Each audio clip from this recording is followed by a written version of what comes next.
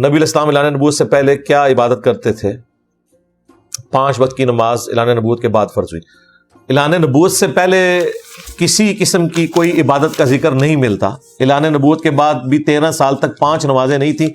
رات کا قیام تھا, قرآن پڑھا جاتا تھا جتنا نازل ہوا.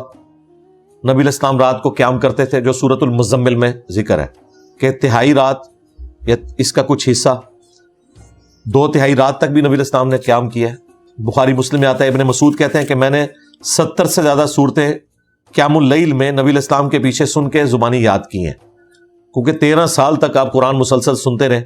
5 نمازوں کا شیڈیول تو بالکل جا کے مکی دور کے اینڈ پہ جب واقعہ معراج ہوا تو اس میں یہ 3 گفٹ ملے جو صحیح مسلم میں ہے. 5 نمازوں کا تحفہ, سورۃ البقرہ کی آخری 2 آیات, اور تیسری چیز جو شرک نہیں کرے گا آپ کا امتی اسے at the end of the day بخش دیا جائے گا. یہ 3 تحفے نبی علیہ السلام کو ملے. باقی